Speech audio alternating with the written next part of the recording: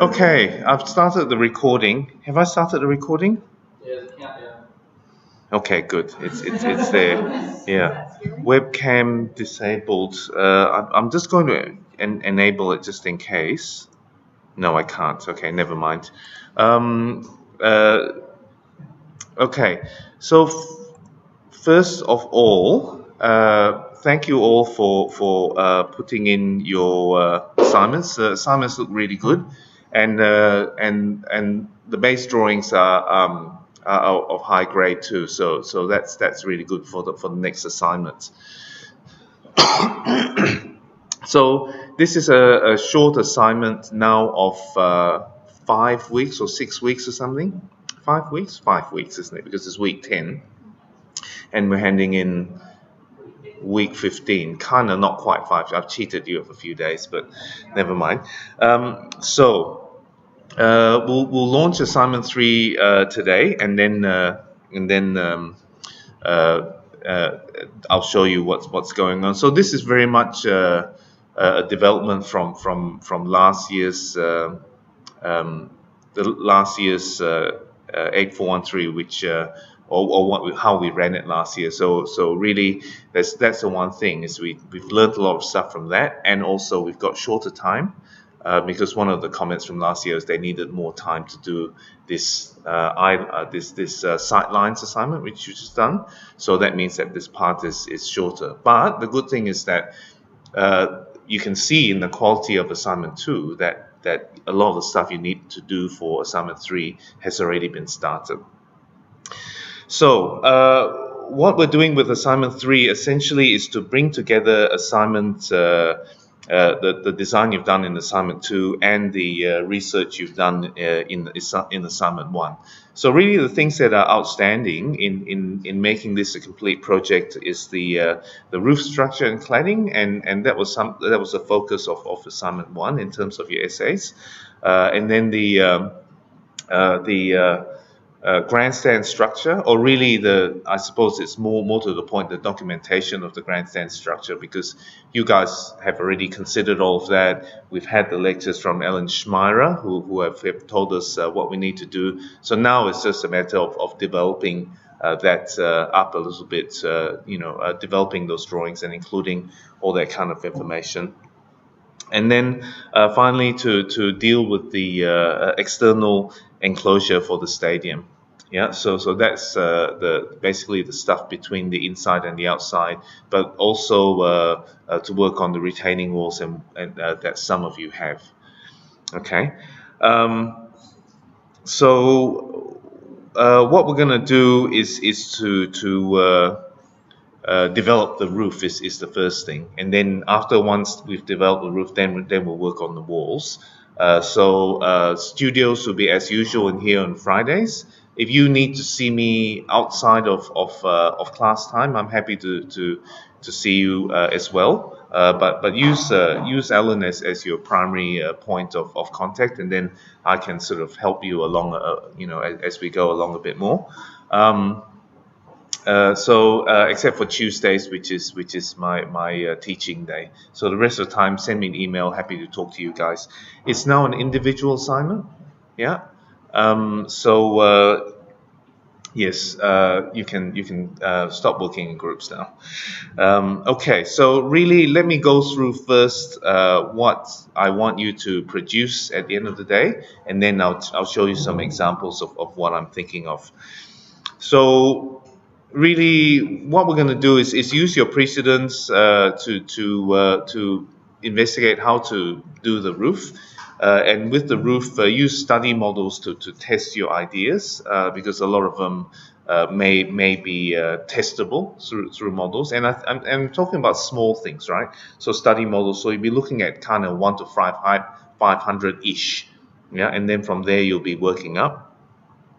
And then, of course, you'll be also developing conceptual diagrams during this process. So the photos of the study models and the images of precedents and your conceptual diagrams, put that all in the final panels. And then because we haven't yet drawn a roof plan, let's have one roof plan in 1 to 200. 1 to 200 is a good size because it's not too big and not too small, but you can see what's going on. And then let's have two key sections at 1 to 200, so basically across the short side and across the long side, to show how the structure and cladding works. So that's really most important for the roof, because the roof may be, roof will look different in both ways. And you've already got these sections. These sections are already drawn. Most of you have, some of you have already drawn them at 1 to 200. The others are at 1 to 100. So it's just a matter of shrinking the scale. And this is of the entire building. So 1 to 200 would be about yay big. So we're talking about probably A1 pages. And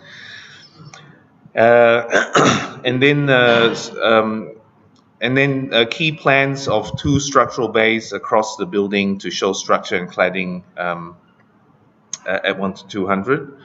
So that's really taking the plans that you already have and just taking a slice of 3 grid lines or 2 structural bays, because the structural bays are the bits between the grid lines. Yeah, and then that's really to work it up to add hatching for materials and showing the cladding and the skin and what have you. And the purpose of these sections and plans really is as a key plan to call out your details, right? And then one key external elevation of the 2 structural bays. So use that plan to draw 1 elevation. Yeah. So because so far we've not looked at elevations at all, and that's just to help us understand what you're going to do with the with your structure. And then we want you to draw 5 details, so 2 plan and 3 section details at 1 to 20. So that's 1 to 20. Yeah, so that's not a very good version of 1 to 20, but that's 1 to 20. So they're not huge things, and they're details, so it's not of the whole building, it's just of localized bits of it. Okay, so as you guys work through your design, then you can work through with Alan as to where the best place to take those details are. Okay, and then because there's no 3D of it, I want a 1 to 200 sectional cutaway physical model of 2 structural bays, 3 grid lines across the whole entire building. Okay, so you already have the drawings for those, so it's just a matter of making a model so that we can actually see in 3D what's happening with, a section of the roof and how that relates to everything else. Okay, and then the drawings should all be drawn as technical drawings. So what that means is that they're hatched properly, they have the right kinds of line types. This is not going to be a set of formal documentation drawings. This is more a set of development drawings. Okay, so it's really it really just needs to be hatched, needs to have proper line types, but apart from that, they can be quite informal. Yeah, and they need to be coded as to what comes from where. So when we're talking about the big sections, we're talking about stuff that might look like this, which is, you can see it's not very detailed. It's a bit more than what you've got now. The only thing I would say is that, of course, all of this stuff needs to be hatched properly. But you can see that what we have here is we have what's happening on the outside. We can see the structure of the rakers. We can see the plats themselves, and then we can see how the roof actually works. This is only a one-sided one, so obviously for yours, you'll be drawing it to if you have a symmetrical roof, you draw it to the middle of the thing and just mirror it to the other side. Yeah. And then another example here. So you can see that they've got suspended ceilings and stuff, and then room names. People are not really necessary, and some idea of footing if you want it, and ideas of levels, but they're not really. They're quite far from a full-on documentation set, yeah, or documentation drawing. So we just need enough drawings to kind of explain the system.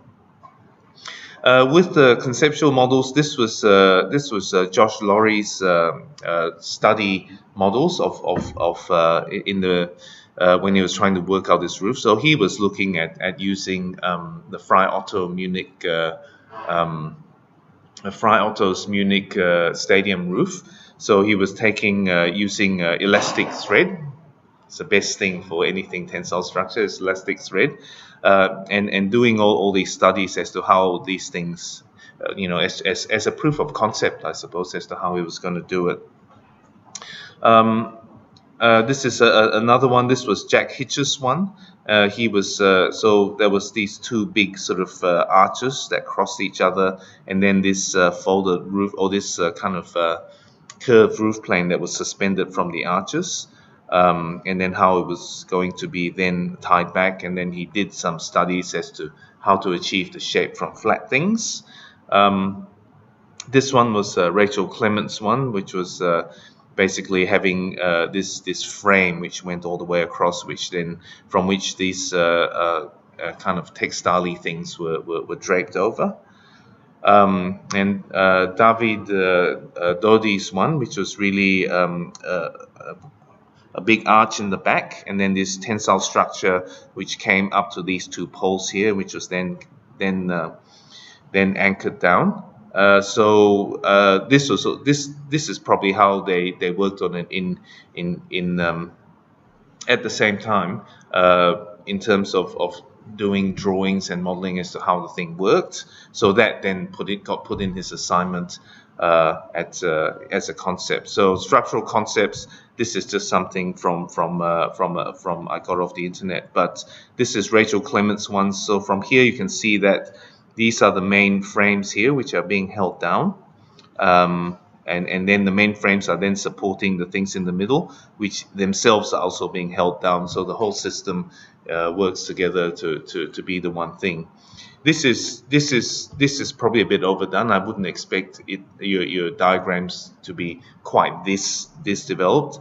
I think that this kind of thing is probably all you need, because it's really a proof of concept rather than anything else.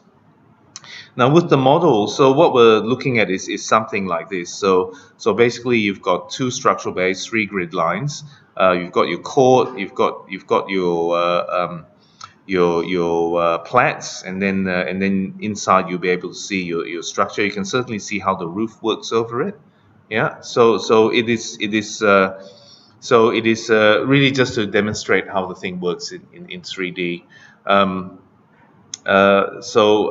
Yes, you can see here also it's across the entire building. So this is an example of the London Velodrome one. So they've only done half. Of course, we won both. This is just what other people have done.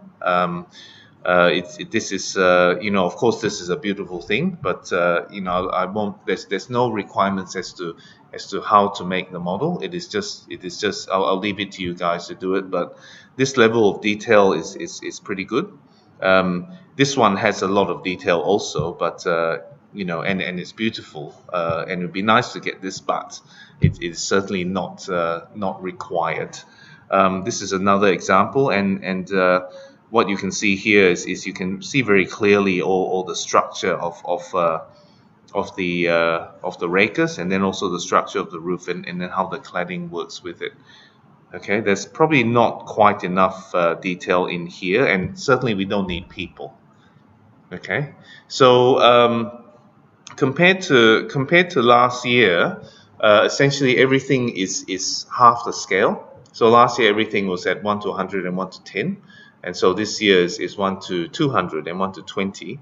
And also there's less drawings this year than last year because we've got less time. But there is the model. So what do we think? I mean, talk to me, because I wanna know how you feel about this, because if it is diabolical, I need to know now, because I want it to be achievable also, or we want it to be achievable. I just know that I've done a detailed model for something before, and I got really frustrated doing one side and then having to do the same exact thing. But if it's symmetrical, why would you have to do both sides? Ah, okay. I haven't thought about that. Okay. For the ones that are symmetrical. If it came up to some perspex or something to hold it in place, but then it was like the reflection of it is. No, that's. Why don't you just submit half of And them? No, that's. You see, that's interesting because I'm thinking to myself, someone is going to do a suspended roof. So if they have both sides, they can actually suspend it. That's what I was thinking. But you know, now that we look at this model, this model is actually only half, right? So they're modeling it rather than, okay, I understand what you're saying. So really we've got these things to be proof of concept, yeah, because this is only the roof structure, and then right, okay, and then these things here can then be half. What do you think? Yeah, the final model. That does mean everyone's going to produce a symmetrical. Well, I think everybody has a symmetrical building in at least one axis. Yeah, some people have you know across the other axis it's not symmetrical, but you just take it through the symmetrical side.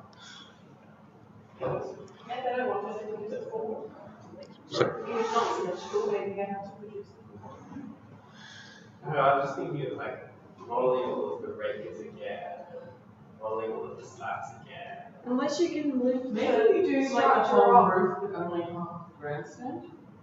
No, if you could do a grandstand, like I don't know, it depends on your internals, but if your internals are symmetrical, but your roof isn't, maybe only do one half the breakers and then you lift the structure. Maybe it's possible, I don't know. It depends on the design. Yeah. It is one of 200. It is one of 200, so the whole thing is going to end up like this.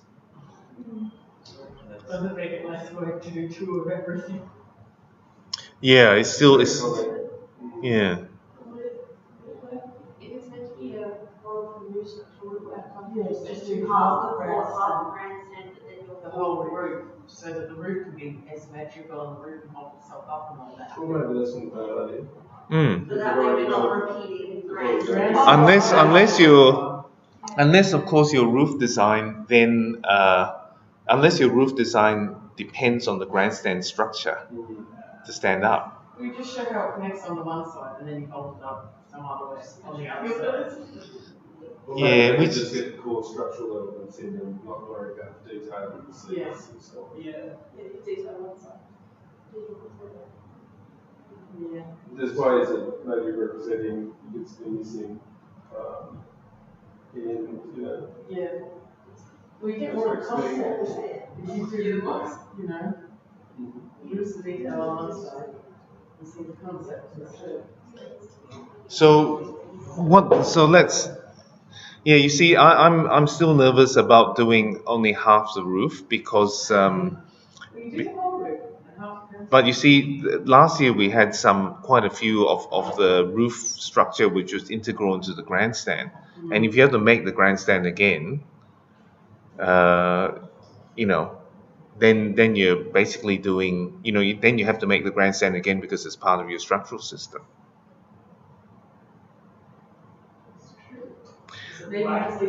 Well, why don't I? Well, why don't I say at least half the thing? So then that's an option. If you want to make the whole thing, that's fine, or part thereof. So make the whole roof, but not make the other side. So we make at least half of the building, of the design. Okay, let me just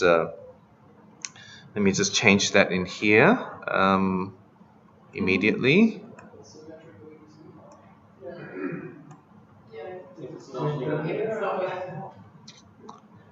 So okay, across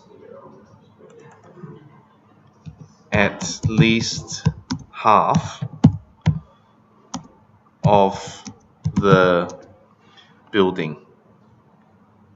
I should say building design.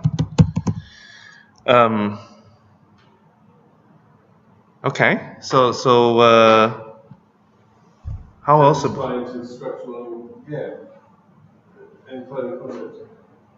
That's okay. That makes it like cool. A certain level of detail they repeat, and we can comment as well. And yeah, you're right. I mean, if it is something that is a slung thing, then it's just a matter of putting something invisible that's clearly just there to hold up the middle, as you know, if you want to make it work as a proof of concept. How do we feel about the other things? All the drawings. Yeah. Because, you know, of course, I'm thinking a certain way. Sorry? They're good basis for a lot of things. That's what I'm thinking, but I just, you know, you guys have to do it. So I want your feedback on this. I still want it to be achievable. You know, I want it to be achievable so that you guys can do well in this. So with the section details, we'll be determining project by project really, like depending on the design. So Yes. we'll hone in on this anchoring bit, or hone in on this particular footing, or hone in on. Yes. Is that? Yes, that's right. Yeah. So you know, you may have a cable system by which you need to show the anchors. Yeah. If you integrate it into the breakers, then you need to show how the breakers work and so on and so forth. Can you actually back a slide? This one? Yeah. I'll show you that.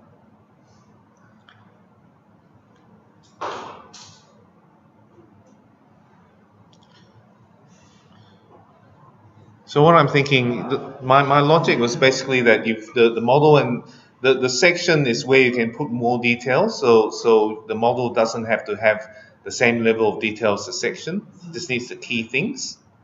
But it allows us to look at things in 3D which we can't, which are hard to see in the section. And it also allows you to think about how those things work in 3D easier. Yeah. So it's almost like you would get your roof design up, and then you would draw some sections so you can make the model, and then after that, because the model will then bring things up, and then after that you would then go and do your detailing, because then you can see clearly what's going on and it's easier to draw. So everything is kind of adding detail.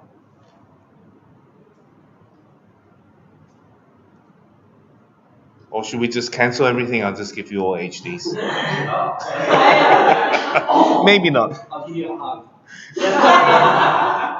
Yeah, it's a very rare thing. It's a very rare thing in this place. Yeah, very rare thing.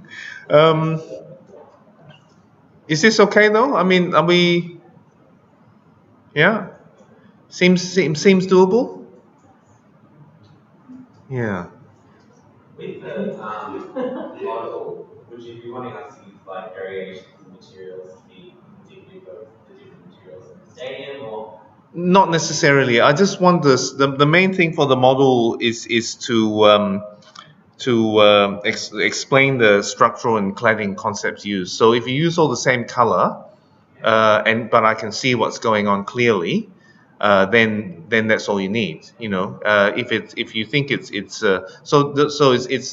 still an abstract thing. It's not a representative thing. So I don't expect you to go and get pieces of zinc, you know, for the roof, for example, you know, or pieces of glass, or aluminium frames, or well, soldering actually at that scale.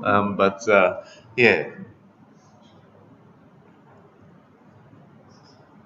Okay. That sound okay? Okay, very good. So that's a wrap. I will just turn this into an assignment sheet and then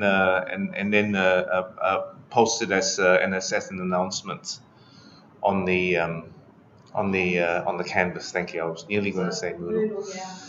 We're still So what you guys can think about today is to think about a roof system and maybe come up with a few doodles and talk through with Alan the pluses and minuses of how that's going to work.